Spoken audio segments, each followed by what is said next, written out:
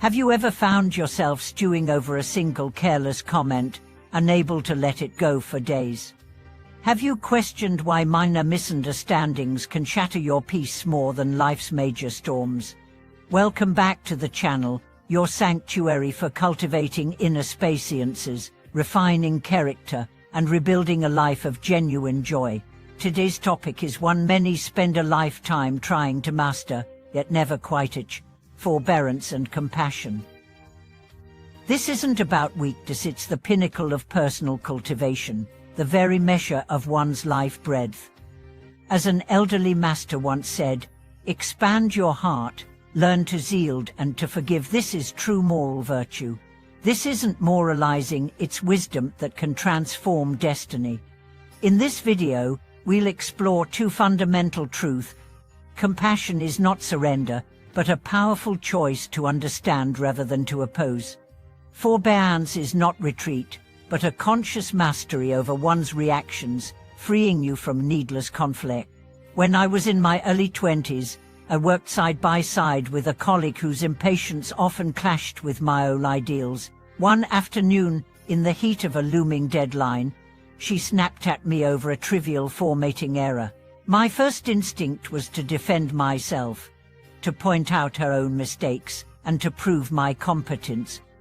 But in that moment I recalled a teaching I had once heard: anger can cloud your vision, whereas patience clears the mind. So instead of reacting with equal force, I simply bowed my head and said, "Thank you for letting me know."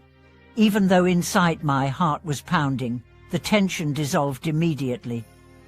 Later, she apologized, admitting that her stress had overflowed. That single act of yielding didn't weaken, it strengthened the bond between us and allowed both of us to finish the project with mutual respect. Another time, an elderly neighbor lost her husband of 50 years. In her grief, she became withdrawn and irritable, pushing away those who tried to help. Many told her to move on or be grateful for what she still had, but their words only deepened her loneliness.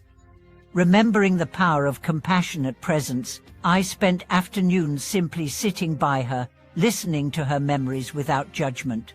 I didn't offer solutions or offer quick fixes, I honored her pain. Over months, her tears became fewer, her smiles more frequent, and one evening she remarked, "You've shown me that sorrow is meant to be shared, not fought alone." Through compassion, I witnessed the alchemy of healing. The essence of forbearance lies not in suppressing emotion, but in channeling it toward understanding.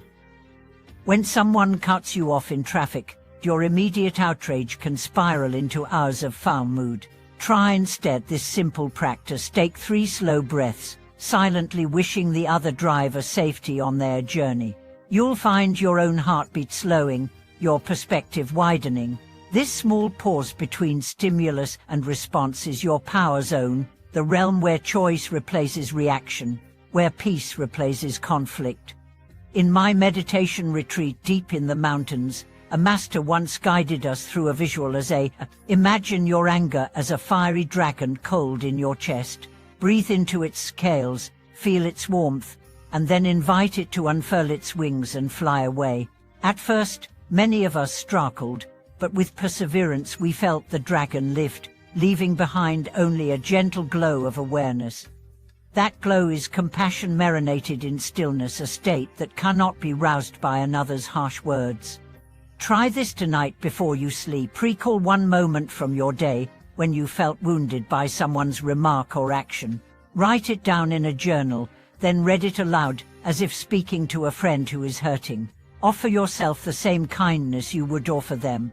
You are both the speaker and the listener, the giver and the receiver of your own compassion. As you close your eyes, let forgiveness be the last thought before dreams. By weaving these practices into daily life, you gradually expand the space within your heart. Each act of yielding does not diminish your worth, it confirms the vastness of your inner world. When you learn to forgive yourself for imperfections, you become gentle with others. When you hold space for another's pain, you discover the boundless capacity of your own love. In that space, happiness is not a fleeting spark, it is a steady flame lighting every corner of your existence. This path of broadening your heart is not only taught in ancient halls, it's borne out by modern science and the life stories of iconic figures who showed us the power of letting go and extending compassion. Consider Nelson Mandela, who after 27 years in prison emerged not with calls for vengeance, but with an open hand of reconciliation toward his former jailers. By choosing to forgive and to work alongside those who oppressed him, he helped heal a nation torn by apartheid. This was not naivety, but a profound understanding that nurturing hatred would only perpetuate suffering, whereas forgiveness could sow the seeds of true freedom and unity.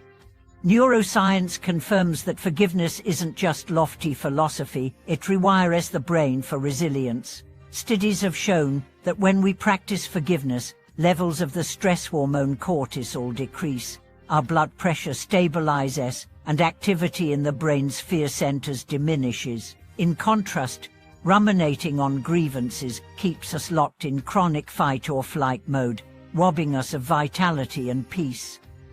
By expanding our capacity to forgive, we literally reshape our neural pathways toward calmness and clarity. If you ever feel stuck in old resentment, try this science-backed exercise. Write a letter. You don't have to send it to the person who hurt you, fully expressing your pain. Then, read it aloud to yourself, acknowledging your hurt, and finally symbolically release it. Tear the letter up, burn it, or rip it into pieces. Research shows this ritual helps the brain cognitively move on, producing intrusive thoughts and opening space for compassion to grow. True compassion starts first at home. Kristin Neff, a leading researcher in self-compassion, teaches that treating ourselves with the same kindness we offer a friend is essential. When you catch yourself in self-criticism, "I'm so stupid for missing that deadline," pause and ask, "What would I say to a friend in this situation?" Then speak that kindness to yourself.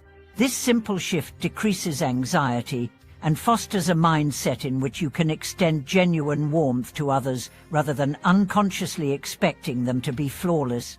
Finally, community service offers a living laboratory for generosity of spirit. Whether you mentor a young person, volunteer at a food bank, or simply help a neighbor carry groceries, each act of kindness expands your heart's capacity.